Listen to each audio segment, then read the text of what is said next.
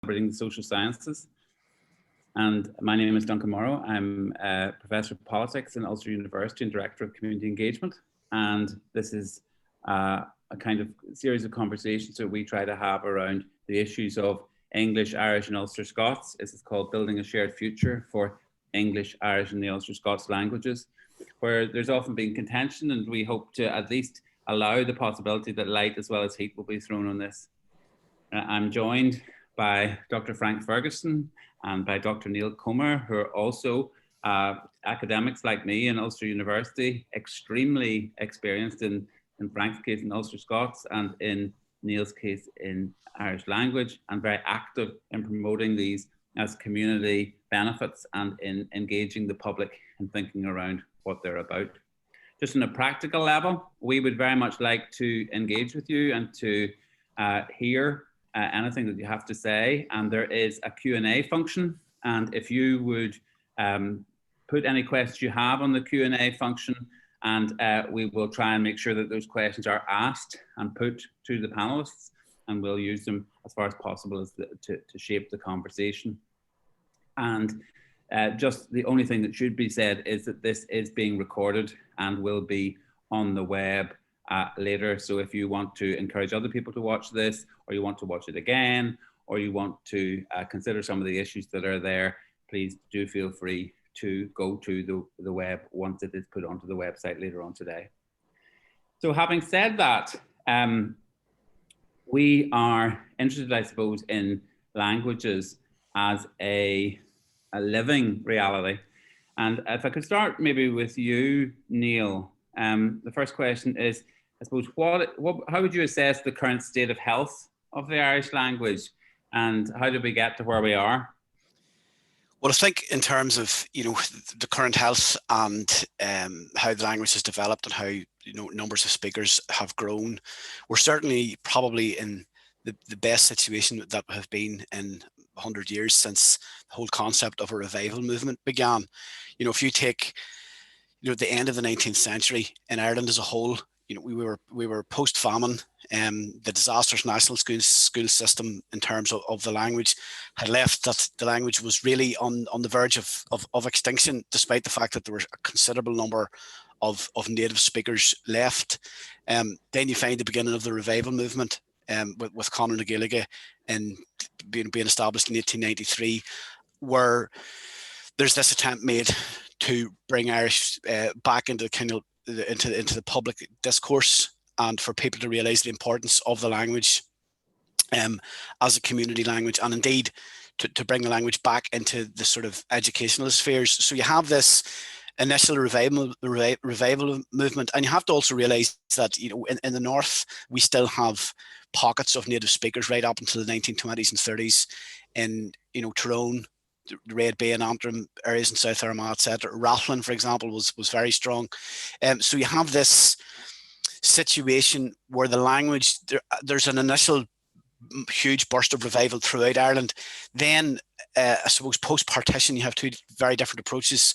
You have the approach in the south where the language is handed over really from 1922 onwards to the government, and that creates a lot of issues because it's no longer a community-based revival. It becomes based purely on governmental initiatives, which don't always work. Although I think that we can't totally dismiss the importance at that time of the governmental support.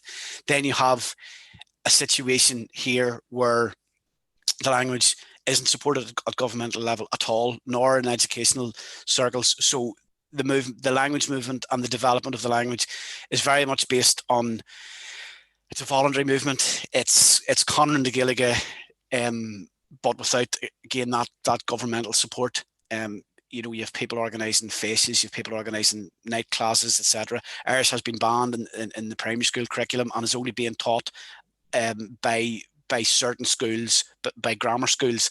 And remember, at the time, the 1930s and 40s, very few people had access to grammar education. So you have this period from the 1920s, I suppose, until the late 1960s, where the language is confined to certain schools and the Gaeltacht summer colleges. And you have, again, this revival movement revival movement, which is there to keep things not taken over as such, but keeps the language alive, but there's no massive growth. Really, what the current situation stems from the Irish medium education, the push for Irish medium education, which began in the 70s in Shaw's Road in Belfast and has just grown after an initial slow start. You find then that in the late 80s, right into the 90s, there's a huge growth in Irish medium education. There's a huge growth in the critical mass of speakers, and the language becomes popular again because young people are speaking the language, and it's no longer seen as, you know, just Irish teachers, the only people who speak Irish, or, you know, people who have had a certain educational background. And then that movement leads on to what we have now, and this push for the recognition of the language at a community level, and for language rights and for visibility, etc. So certainly it has come a long journey since the initial revival, and it has sort of been peaks and troughs, and now we're at quite a good peak with a significant increase in a critical mass of speakers. Thanks, Niall. Frank, I mean, Ulster Scots kind of has, in some ways, in the public debate anyway, existed in this twilight zone of language and dialect and all of these questions. How would you perceive Ulster Scots in linguistic terms? It doesn't have quite the same clear profile as Irish. I think in many ways the profile is much more muddy because there's the old chestnut of, is Ulster Scots a language or a dialect, always rears its head, and in a way the answer actually is yes, it's a language and it's a dialect. And historically it has lacked the prestige of being termed a language, and it's really only in the last 20 years that even the term Ulster Scots has gained momentum.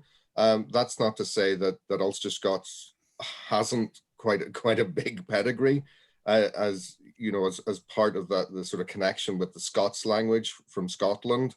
It goes back centuries, so it has a kind of kinship with Scots. I think in more difficult terms, it has been something that's sort of been pushed into the public arena, but there's not a great deal of necessarily consciousness of what that means. So it's in many ways playing catch up. For some people who know that they speak Ulster Scots and know that they speak what could be seen as a minority language or a lesser used language, that they have a real sense of confidence in that. In the public mind, it's much more complex, because in similar ways, the way that Irish has had to deal with questions of decline and the impact of things like the national school system, in which English was the prestige form of language to speak, that there's a lot of anxiety connected with Ulster Scots because it's perceived as slang, it's perceived as bad English, when in fact it's many ways it's a separate and indeed many ways a very parallel system of language working alongside. So it's had to overcome a lot of things, and indeed is still overcoming a lot of things, because we could argue in some ways that there are a lot of proponents for it. There are a lot of people who feel very confident in it and want to develop it, but it wouldn't necessarily have that base for development that Irish has. And there are a great deal of people who are scratching their heads sometimes when they hear about the development of Ulster Scots, because we're dealing often with a lot of negativity around the term, and possibly when a great deal of people hear this term, they're already reacting against it. And in many ways, it's about getting an understanding of what we mean by language and what we mean by dialect sometimes, that will actually help us overcome the things that sort of put us off dealing with Ulster Scots. In both cases, I suppose, as Frank's just said there, we've seen a kind of rise in the activism around these things and so on, and the kind of desire from it. Niall, from your point of view, what do you see as the big driving forces behind the revival movement in Irish? I think it must be said that the community demand has been the most effective driving force. If you take, for example, the initial revival movement, and with Conor na Gaeilge, and the vision that Douglas Hyde had and the philosophy that he had towards a language strengthening, not only strengthening identity, but strengthening people's, confidence in the world and dealing with the world. And it wasn't just a question, particularly with Hyde, it wasn't a question of, it wasn't a political question for Hyde, although he did have very strong political views, which aren't often described or aren't often brought out. But the main drive and the main successes that have happened within the revival movement of Irish has been when it has been from the community up. When you try to, when a government tries to impose a certain plan, or even when legislative bodies or when funding bodies try to decide what's good for a community, but that demand isn't coming from the community, then there's a great difficulty there all the time, and it's bound. I'm not saying it's bound to fail, but there's a danger there, because often you have people who have come through and have been have been put in positions where they're decision makers, but those people may not necessarily have come from that community and the community that's trying to build. So the main driving forces in terms of the different areas that have succeeded within the Irish language revival in general. I've spoken about Conor na Gaeilge, which was focused on organising at community level. Conor na Gaeilge has a branch network, and basically areas, and when I say areas, geographical areas, so within counties, within provinces, etc., you have branches, and they organise things at local level, where you have classes, etc., discussion groups, talks on place names. These very often grow to, for example, where I live in Glenullen, was the establishment of a branch of Conor na Gaeilge ultimately led to the establishment of the Niall, the Irish medium nursery school in Glenullen. Move over for a far, far better example, if you go over to Carrantahar outside Mahara, which you see there now. We had over 20 years ago, you had a nursery school which led to an Irish medium primary school, which ultimately led to the secondary school in Dungiven, which you have nearly coming up to 400 students in now. These were all community-led involvements. You have other organisations, for example, that have different remits, with Cultus Ulu, which is part of Conor na Gaeilge. Then you have Gael Lynn, of course, great work that Gael Lynn do in schools, where they'll organise events, talks, quizzes, debates, etc. All the things that in particular young people should be engaging with, that this is made available through the medium of Irish, things that people can engage with and things that people can relate to. If it becomes too abstract, then it's very, very difficult to build a revival on abstract notions. Whilst a lot of these are important, practicality really works, and practicality comes from community demand. So that has been the main success in getting young people engaged and bringing it in. Education through the education system is vital, because it was through the education system that the decline, through neglecting the education system, was a main catalyst for the decline of Irish. That will then lead on to proper decisions being made at governmental level as to, for example, where funding should go or where priorities should take place. But it has to drip up rather than drip down. I don't know if drip up's actually the correct phrase, but you get what I mean. So rise up. I think rise up. That's the one. Yeah. Frank, just taking that on. I mean, obviously, in a strange way, the public profile of Ulster Scots has been much, much higher in the last 20 years, as you said, than it was previously. But at another level, it hasn't been taken up in quite the same way. Would you how would you assess the current situation? Do you think it's one of revival or decline? I think possibly, in some ways compared to Irish, Ulster Scots is much more endangered, because it hasn't had those really, it has had some and some quite significant community driven strategies and initiatives to deal with the sense of it being endangered, but it doesn't have that sense of embedding that in various communities and across Northern Ireland and indeed into Donegal.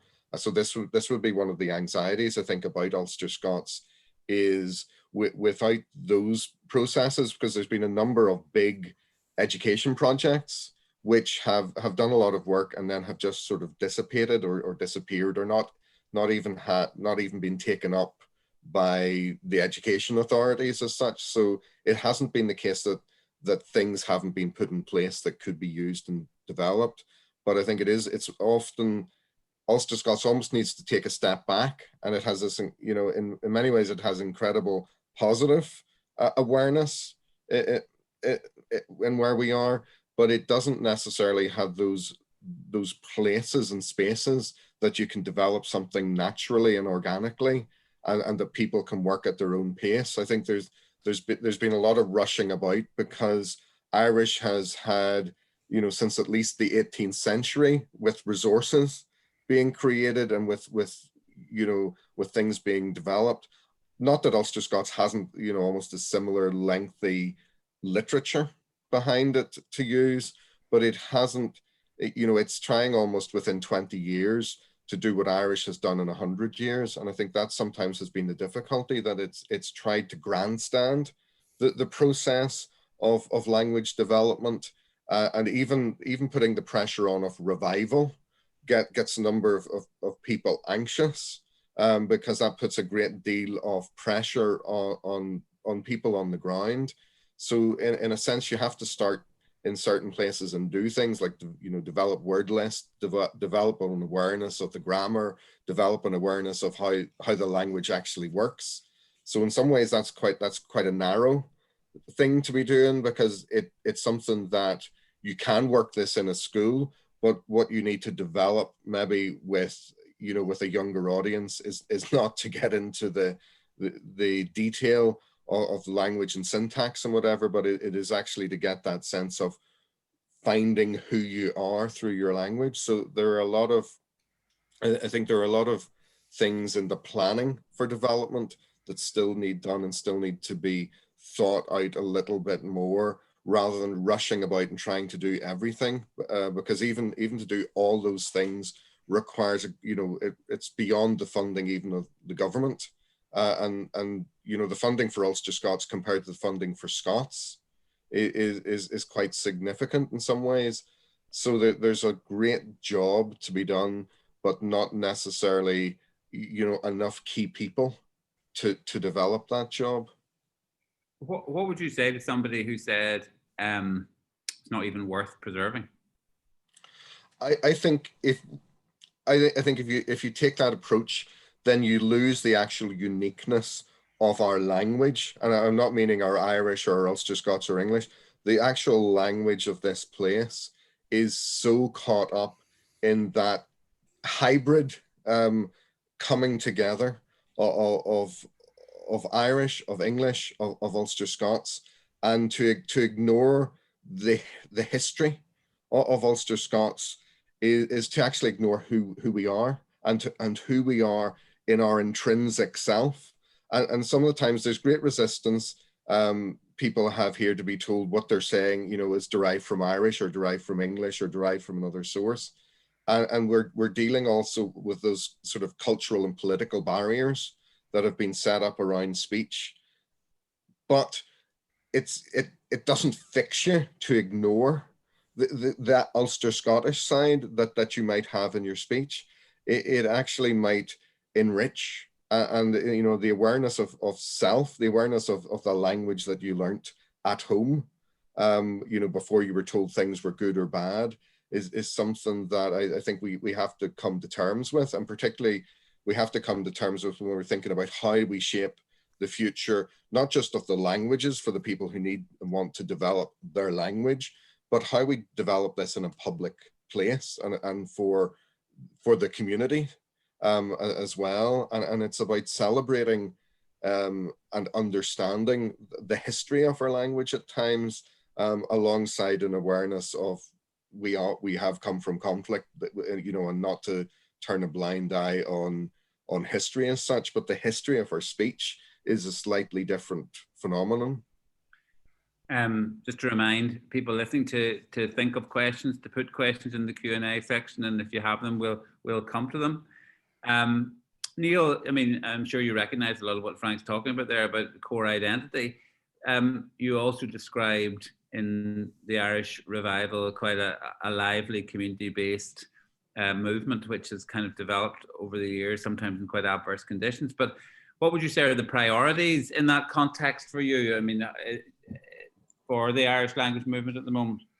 Well, just before I come to your question about the priorities, I think Frank hit on a very, very important point in terms of Ulster Scots, and in terms of revival. And it's a big word, it's a daunting word. One of the key challenges is it worth preserving?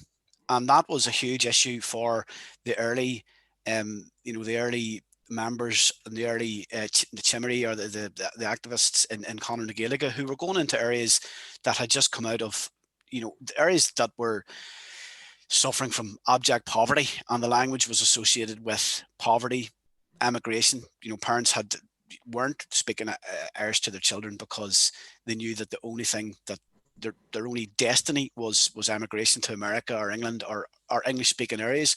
So that's the huge challenge. Is, first of all, how do we convince people that that it's worth, and in terms of Irish, a big issue is made of, and it's quite correct, the idea of the cognitive benefits of bilingualism. And that's a big selling point. Obviously, you have and I hate to use the word selling point, because it's not a business, it shouldn't be. But I think that is something that anybody who's involved, or anybody who's genuinely interested in the creation of or the revival of a language or a culture, whatever, you have to actually ask the question, or be able to answer the question, is it worth preserving? And I think that there's a lot of thought needs put into that, because that's one of the initial challenges. But to go back to your own question, Duncan, about the main priorities for the language, I think that the main priority for any language is to maintain and increase its critical mass of speakers. I think that's important. I think that, again, one of the key drivers of the current state of Irish within Ireland and within Northern Ireland, it doesn't. I don't see any distinction in terms of the promotion of the language at all. Have been the Irish medium schools. This has created just creates communities within themselves, school communities. All you have to do is go to some of these areas, go to some of the schools, and we're not talking about schools here that are struggling to maintain numbers. We're talking about schools that have 400 or 500 students in them, and you go there, and that is the language that is spoken every day by these students, by their teachers in the schoolyard, many of them at home as well. And you'll find actually that probably 80% of students that go to Irish medium schools, Irish isn't the language of the home. So it's not a huge issue that it's not a home language, but it does in a lot of cases becomes this leads on to parents re-engaging with the language, etc. So I think that has to be one priority, is to maintain a high quality Irish medium sector. And also I think that engagement with the language, creating opportunities for people who didn't have an opportunity 20, 30 years ago to learn the language. There's a misconception that anybody who wanted to learn the language could. That's not the case. I can name many schools and many areas that the language just wasn't taught in. It wasn't a priority, and this is irrespective of the political or religious background of the school. It wasn't a case that every Catholic school, for example, and again, I don't want to pigeonhole the cultures and the languages, but let's face it, it has happened in the past. Not every Catholic school taught Irish or made it available. That was just simply the case. So I think that has to be a priority as well, to give people the opportunity to re-engage through night classes, through Gaeltacht courses, etc. Then obviously to move on, the idea of language rights, which have been very much to the fore now. Once you have a critical mass of speakers, then obviously those people to be able to engage with public bodies, for example, in Irish, for Irish to be visible, to have a status, for people to have the right to, for example, register their children through Irish, have their marriage certificates in Irish. These things all seem might seem small or mightn't seem relevant to the whole picture, but when you put them all together, that is really what is necessary to create a language that will survive, where it has a presence in every aspect of life. So I think that, so basically in terms of priority, obviously, as I say, keeping the numbers going, keeping a language community going, but that language community having equal rights in terms of use and visibility of the language. Frank, how would you see the priorities? Do you see them as the same or different in relation to Ulster Scots, or do you have to take a slightly different approach given the different contexts of the two tongues, as it were? Yeah, I think in some ways the situation is exactly the same, particularly with language rights. I think there's a great deal of stigma is placed on Irish and Ulster Scots in society, and it's dealing with that stigma because the benefits of being able to tap into what you feel is your own language or languages, indeed, is a thing that actually breeds confidence, and the difficulty sometimes is overcoming the barriers, the cultural barriers that are put up against these. So certainly for Ulster Scots, there's even before we would be going down the road of there being available teachers in Ulster Scots, getting over almost the cultural cringe factor of even using the term as a language that you could learn as you might be able to learn any other language. So I think this is one of the things that we would needs challenged and overcome, because it's actually looking at the benefits of when particularly at school is engaged with Ulster Scots, because this is a knock-on effect, not just for the children who are then told that the way you speak and the language, your vocabulary is not bad English, but it's actually good Ulster Scots, gives an incredible boost of confidence. And this confidence then goes back to family members, because it's, when a child uses even something like the word we, or talks about the windies or something like that, which is perfectly acceptable Scots word, but it is a word if you'd used, when I was going to school, if you'd talked about the windows being windies, this is something that the teacher would have picked on, would have, singled you out as not being educated. And this, of course, is not just your word. It's the word that your parents are using. It's the word that that your grandparents are using, and then your sense of belittlement is actually incredible. So in a sense, we almost need to turn that way of perception around before we get to the stage of the need for rights. And in many ways, rights are shared. It's not necessarily that this is only the preserve of English, or it's only the preserve of Irish, it's only the preserve of Ulster Scots.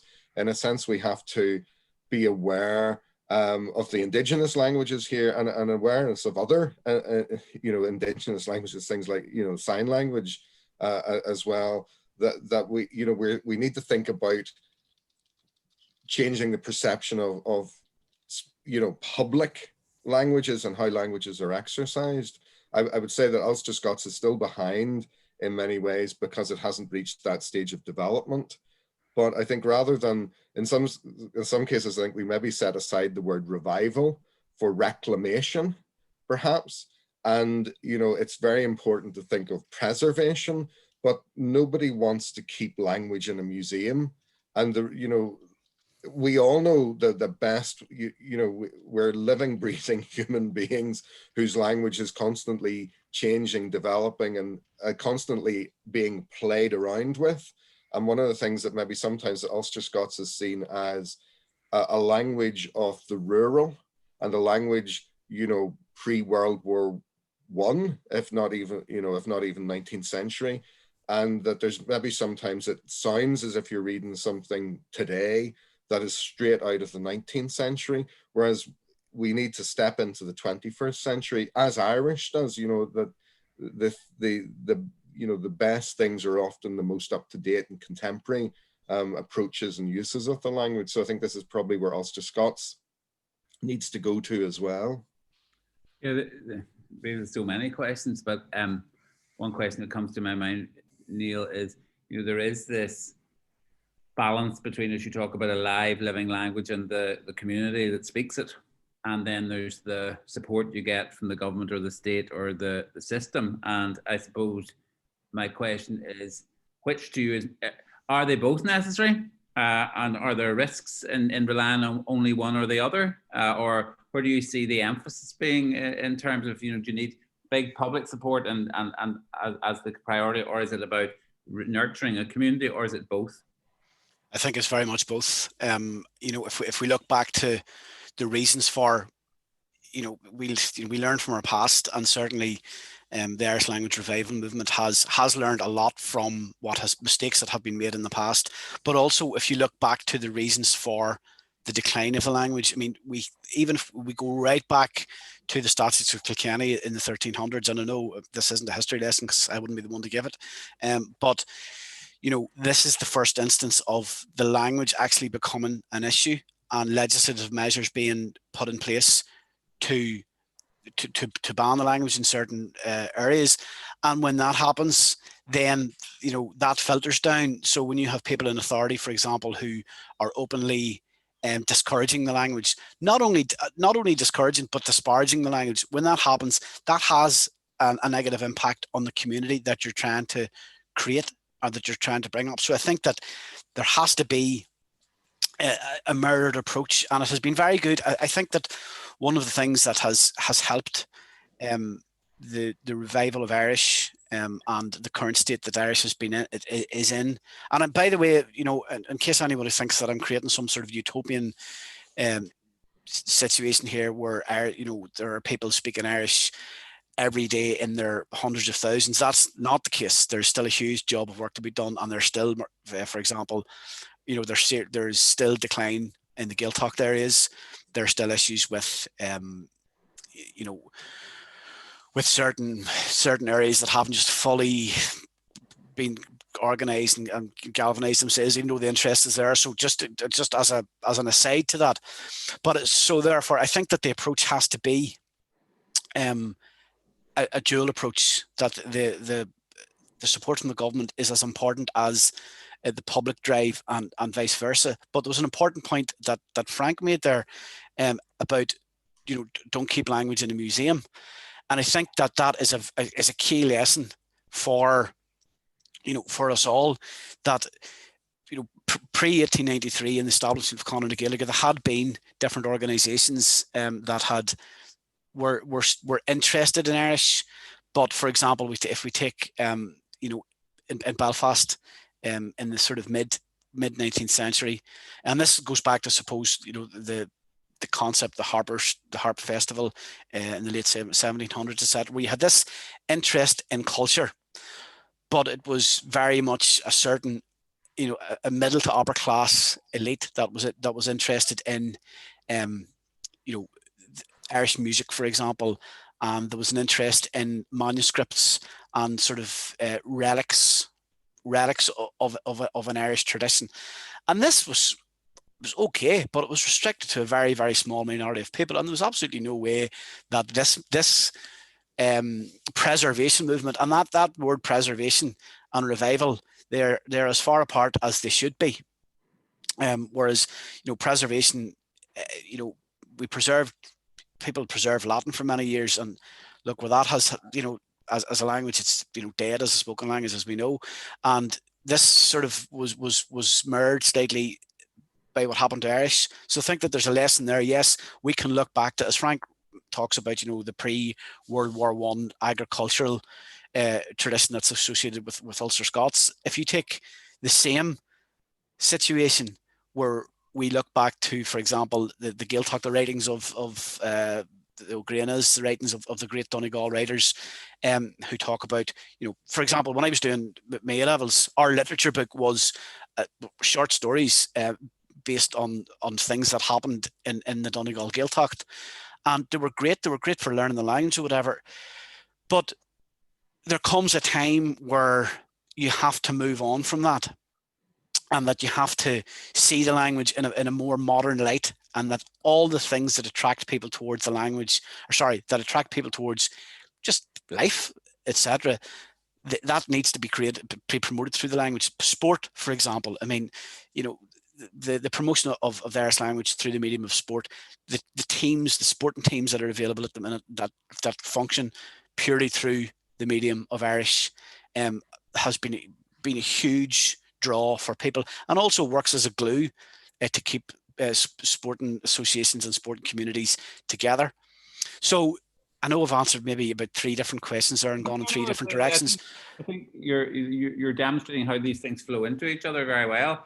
I mean, I suppose I'm quite keen to hear from Frank. It's just before I go to, there's a couple of questions now in the Q&A which I want to hear your responses to. But this question of the role of government and the role of community does it require a kind of joint approach, you know, or is it something which it can be done just by the community, or something which government can lead?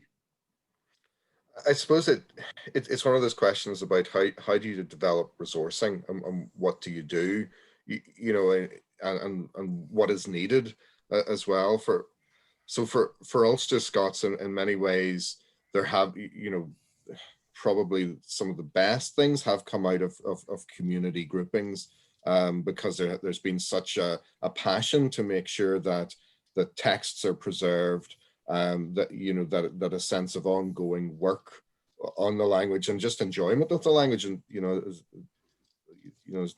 Niall's saying, you know, this living your life, you're living your life, and you're using the form of speech that you want to use.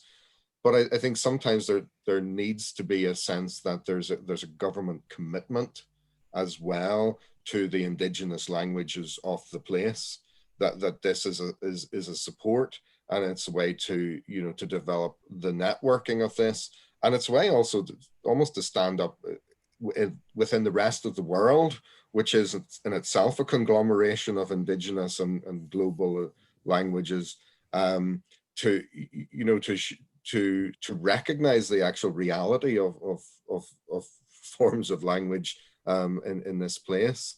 Often government and government institutions are not the best deliverer of things, but sometimes they are.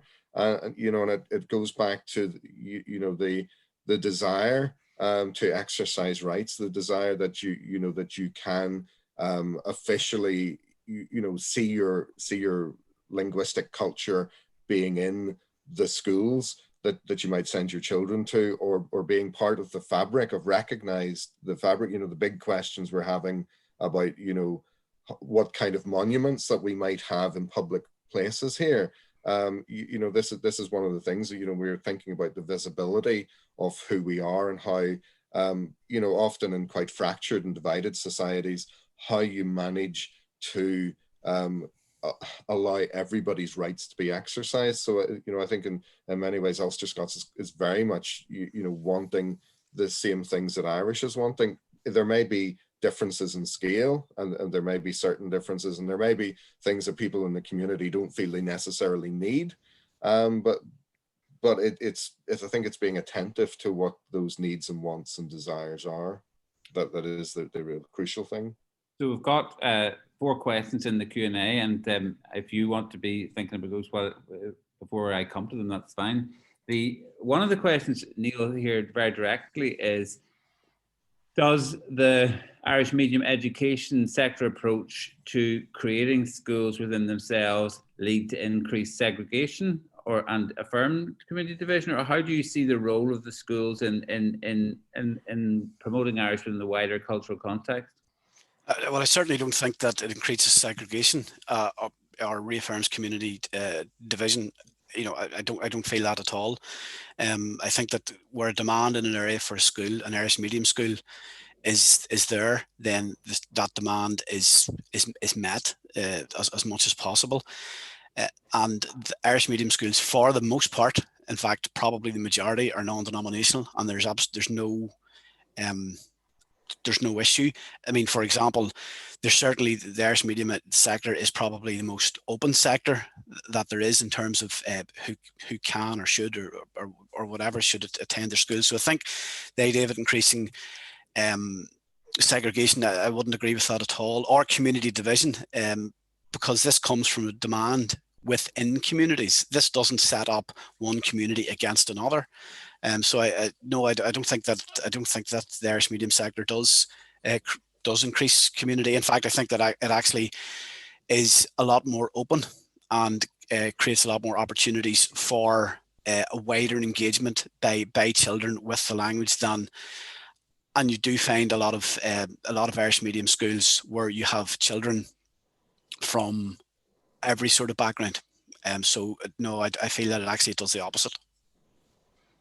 There's a couple of questions there. They might put to Frank, which is there a danger of government striving to meet demands as opposed to needs counterproductive? And then there's another one, which is, how far has the focus on cultural development been an inhibitor on the development of language, or do they go hand in hand? It's it is one of those things that particularly the Ulster Scots Agency, as the body that deals with the development of Ulster Scots language, has also had a cultural aspect to it.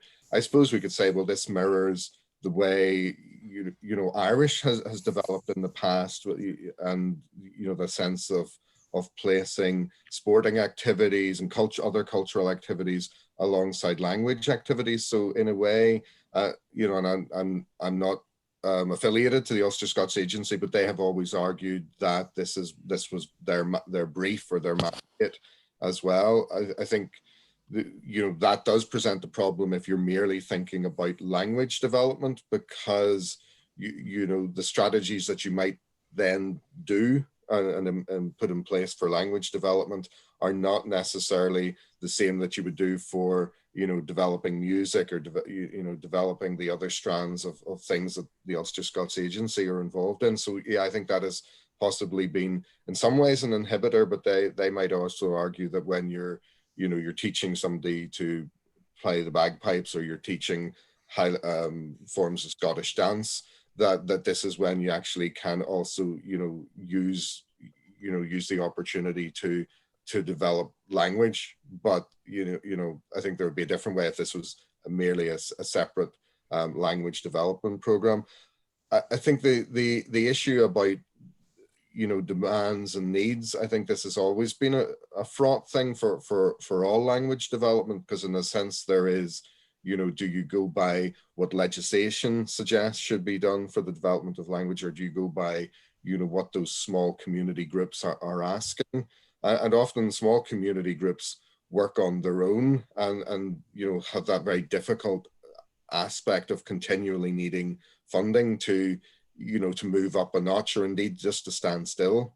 Sometimes that requirement, if you're wanting to do something, is different to there being a sort of imposed system. So it's a fraught way of being. But I think it's not just an Ulster Scots thing. I think this is something in the Irish language world as well. There's questions here. There's a couple of questions there about how language is and is not used around identity. And there's a question from Stephen Orr there. Is Irish in a stronger position because of its links with Irish national identity, and Ulster Scots is perceived as less central in Ulster British identity? Then there's another question there about whether the different languages could be used as an opportunity to develop a small n here, Northern Irish identity, and should integrated schools be a place for teaching all of them, and so on. How do you feel about the way language kind of contributes to identity, and how do the two languages interact with each other in that conversation? Niall, maybe? Well, I mean, we can't deny it, that identity plays a part in language, and language plays a part in identity. And, if we were to try and have this conversation without addressing that, we would be moving away, or would be skirting around one of the biggest issues, and it certainly is an issue that has to be addressed. I'm going to take the second question from the way I can see them here, about the Assembly using different languages in Northern Ireland as an opportunity to develop a Northern Irish identity. I think that in terms of there are two distinct identities that people look at people that live in Northern Ireland. There are people who consider themselves Irish, those who consider themselves British. Sorry, three. There are people who consider themselves to be Northern Irish as well. That's fine. That's the way it is. That's the question that has been asked in many different sort of census reports and things like that. Then obviously we have the provisions within, and you know, I'm not going to start going down a huge political conversation here, but with the provisions within the Good Friday Agreement, and indeed that have been strengthened in agreements after that, that people have an entitlement to whatever identity they feel most affiliated to, you know, so people if want to be Irish or British or whatever they decide to do. And until things change, that's the way it is. And that's the way we have to accept that. That's what democracy is. So I think that if we start to, you know, try and use the languages purely to promote one identity. So if we use the language to promote purely, both languages to promote purely a Northern Irish identity, then one, we're creating identity, we're using languages for the wrong reason. And we would be sort of diluting possibly both languages just to fit them into a box of Northern Irish identity, when that's, you know, languages don't completely fit one identity or one area. They cross over all the time. So I think that we just have to be very, very careful by doing that to develop a Northern Irish identity. Actually, we're doing as much to politicize languages as we're doing to depoliticize them. And I think that integrated schools, obviously the integrated school system is a hugely important system, probably less developed than it should be at this stage. And all schools should be allowed to develop languages and teach languages whatever way they want. But if we start to think of languages solely as an identity marker, then we're doing the languages a lot of injustice, although we have to consider that within the question. And then the second question that was asked by Stephen, links between languages, national and cultural identities. Is Irish in a stronger position because it's perceived stronger links with Irish national identity? It may well be, Stephen, and that's, you know, if we look at the promotion of the Irish language and the preservation of the Irish language, historically, it has been associated with a nationalist community, with a community that considered the language to have been you know, subjugated, and that had a lot of measures taken against it to stop it in the education system. And there was this kickback, and then obviously there was the association with the language and national identity. And I know that it may seem I'm contradicting what I've previously said, but yes, this probably has strengthened. The movement towards Irish and the interest in Irish. However, I think that in recent times this has taken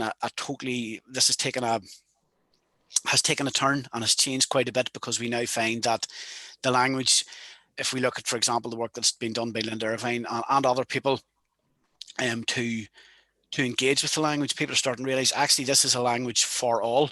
So I think that yes, in the past that the language has grown very strong because it has links with national identity, but I think that now the further development of the language doesn't necessarily have to be tied up with identity. I know I've just gone around in a circle there. I think it's an important and complex knot of ideas here. This connection between identity and language and success and so on. How do you see that issue? Yeah, like I think to maybe go to Stephen Orr's question first. You know, in some ways, the Good Friday Agreement didn't help languages, because there was a sort of impression created that Ulster Scots was sort of a balancing force against Irish, and this is of course it's a truism in some ways, but it's a much more muddier situation than that. And in some ways, language isn't part perhaps of the Ulster British identity, but in some ways it is, and a sort of a more complicating factor is also the Scottishness of Scots, and looking at how Scots now in Scotland is becoming, or has for a long time become, a marker of Scottish independence. How this knock-on effect might work here is very interesting. I think when you know, learning Irish, learning Ulster Scots, if you look at the, you know, and certainly for the history of Ulster Scots in terms of its literature, its writers are not necessarily all Ulster British by any stretch of the imagination, and it actually complicates our ideas of what British and Irish actually mean. So in a sense, it, you know, in the past, people who, you know, certain, you know, the Irish and Ulster Scots have been politicized and used to galvanize towards a, you know, a very strong idea of whatever nationalism there might be. But I think equally there's the possibility to show the muddiness and the interconnection. And I think the other thing is that sometimes we forget how much they're joined in terms of the words that occur in both Ulster Scots and Irish, that sometimes we've seen these as two entities, but in many ways they blur into each other. And this is one of the things that I think hasn't really been addressed. You know, there's another question about, you know, how do Ulster Scots and Irish feel, you know, about their development. And of course, you know, in some ways, selfish human beings are always anxious when somebody else gets something. But I think at the core, at the knowledge of one Indigenous language getting support and development is actually a good thing for the other, because it cements in our minds how significant and how important it is to keep these things going, because these are the things that actually give us our greatest sense of our thought processes. How we see the world is often through you know the way that the way you speak. You know, the world is created through your perception of language and through your utilization of language. And by understanding that better, you understand the uniqueness of the way we speak, and indeed almost the uniqueness perhaps of the way we think here. So I think it's very important that we look after those things, that we don't keep them, you know, sealed tight so that they never get exposed to other influences, but we hold on to them because they are the things that make us us.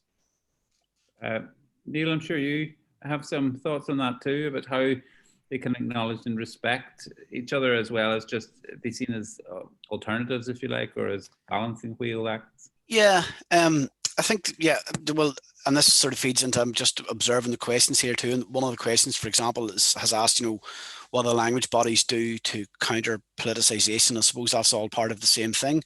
I think that we have to, well, first of all, we have to stop saying that, you know, like is like, and what's, you know, what Ulster Scots does, Irish has to do, and what Irish does, Ulster Scots has to do, and what is made available for both, that there has to be this balancing act. That doesn't work, because what will work for Ulster Scots may not work for Irish, and vice versa. So we have to communicate and realise the similarities. And we're not just talking about, you know, you know, this idea of words that come from, you know, this is it's not a simplistic look at it, but I think we need to start realizing that, you know, we are language communities essentially, and what things cause language communities to develop, what things help language communities, how do we bring our respective communities forward. So if something works for Irish, then we should be speaking to people within the Ulster Scots and saying, look, this is a good idea. You know, maybe you should try this, and things that have worked for Ulster Scots that maybe we should look at and say. But also the fact that we're talking about we should do Ulster Scot, you know, and talking about this in two, almost as if it's two separate things. We need to actually find the center of the Venn diagram where it meets, because, you know, this idea, and I've spoken about this before in previous talks, that Ulster Scots and Irish are mutually exclusive. I think we have to stop thinking like that, because if you have, for example, someone who lives in an Ulster Scots area, let's say, and they're also Irish speakers, what does that make them? You know, can they not be both? Can they not participate in areas, you know, in both areas of culture? If I take someone who has what would be deemed to be a broad Ulster Scots accent, say someone that lives in and, you know, just before I start, this isn't a generalization, but say someone that lives in an area of the Glens of Antrim but this person is also an Irish speaker. What do we do there? How do we address that idea? I think that, and this brings me on to the question that's been asked there about, what are each of the language bodies to counter politicization of the languages? Well, for a start, I think that politicization comes from lack of knowledge and comes from politicians. Politicize things, generally speaking. A lot of times the people who are making the accusation of politicization are actually doing more to politicize than those they're accusing. But I think that engagement, for example, I can talk from Conor Gaeleg's point of view, that we don't look on language development as political development. Certainly we do when it comes to statutory protections for the Irish or whatever. Yes, you have to engage with political, but we don't look at when, for example, I go and teach my class on a Monday night to a group of adult learners, or when I go and give a talk on the origins of place names, etc. And in the back of my head, I'm not sitting thinking, oh, I'm doing this for political reason. It doesn't cross my mind at all. And I would say that that's the case for the vast majority of people involved in both cultures, that this is being done as the development of a culture. So I think that once we realize that this idea of politicization has been blown completely and totally out of proportion, I feel, and this generalization and this almost stigmatization of people who are involved in both cultures as having a political agenda. Certainly that's not the case, and I can say with confidence that I am engaged with the majority and a vast majority of people involved in the Irish language movement, and that certainly isn't the case for most of them. And again, it's a perception that has been stoked by the news and media, etc. But I do think that this type of conversation that we're having, we're starting to see that it doesn't have to be Ulster Scots Irish. We have. There's no reason that we have to look at them in both ways. I'm not saying that suddenly within 6 months of intensive classes, Frank's going to become a fluent Irish speaker, or that I'm going to become an expert on areas of Ulster Scots. I'm not talking about that, but I'm talking about finding these areas that naturally fit and that actually are naturally happening without maybe us realizing. So, I mean, just as a final question then, I mean, there's a couple of questions up there, just which I think maybe allow us to kind of put them together, which is, for the adequacy of the current proposed situations, are there roles for government, for local government, and for the language promotion bodies which you would like to see them taking up? And maybe even within that question, is there a role for universities? So Frank, have you any thoughts on that? Yeah, no, I think it's very important at a sort of local council level that there's an awareness of this, because in a sense, local councils are are those entities that are often having to deal with how do you create public space and public awareness for the crucial things within those areas, and finding a way to share those things. I think that this is the thing that we would maybe keep stressing, is how you find a shared way forward that you can work with communities and develop that. So, there are a number of councils who have taken this on and who are trying to deal with this. I think it's also something that universities deal with in many ways, in similar ways, because we are big corporations that have to work out how we deal with things like signage, but how we deal with the ethos of what the corporation is, and how we can make that as inclusive and diverse as we possibly can. The language issues are just some of the issues of what humans need to do now to be more diverse and inclusive, and I think language is one way of emphasizing that and finding the solution. Sometimes we can talk about government politicizing things or individuals politicizing things, but we also depoliticize as well. We have this this really great opportunity to find a way to work together, to find that common ground, that shows that language is a spectrum and a bridge, and it's not necessarily a means to place people in their different linguistic cantons. And I think one of the best ways often is our ability to tell stories. Well, the best way to explore this hybrid entity that we actually are is look at our writers, look at the people who tell our stories. If you look at somebody like Seamus Heaney's work, if you look at that work, you see the combination of English, Irish, and Ulster Scots working there beautifully, incredibly.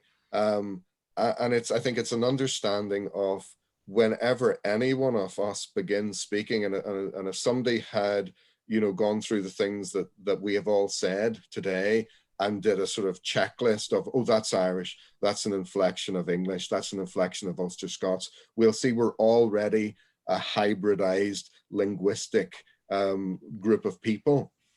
And finding the ways to celebrate that and saying, look, you can get a Nobel Prize for speaking with that hybridized approach. And what more incentive do we need than to sort of reclaim that muddiness and to celebrate that muddiness, and to know that in a sense there is nobody in this bit of earth that we're living on who is actually 100% monoglot Irish, English speaker or Ulster Scots speaker, that we're already in a position where we are connected linguistically. And it's a case of finding ways to keep that awareness going and to keep that sense of muddiness continuing. Niall, final word. Anything you want to say on top of that? Seems like a good place to end with Seamus Heaney there. Yeah, I think Frank has pretty much nailed it on the head there. I think that we're already doing this. We've been doing it for centuries. All you have to do is look at the song tradition. Open Sam Henry Songs of the People, and you'll find songs that are coming from, and these are good questions that were put by Freya. The idea of muddying. Muddying is actually great. It's there. We're all part of a mix-up. We look at our songs, we look at our poetry, we look at how we communicate, and we look at the broader range of things that are involved around culture and language. And I think that we're already doing this, and we have to start acknowledging that rather than trying to pigeonhole them. But I say Frank has nailed it on the head 100%. So there we go. Listen, thank you both very much for the spirit and the way in which you engaged in all of this. I'd like to thank all the people who participated and asked the questions. I think we got a good range of questions there. I'm sure this conversation could go on for a very long time. ESRC Festival is designed to kind of put a window on social science on the potential for this to at least add value, but also to show how an academic approach can sometimes encourage a wider lens on things. So I hope and I believe that has been done today. Thank you all for being here, and look forward to other events in the ESRC Festival. Thank you very much. Thank you. Yeah, thank you.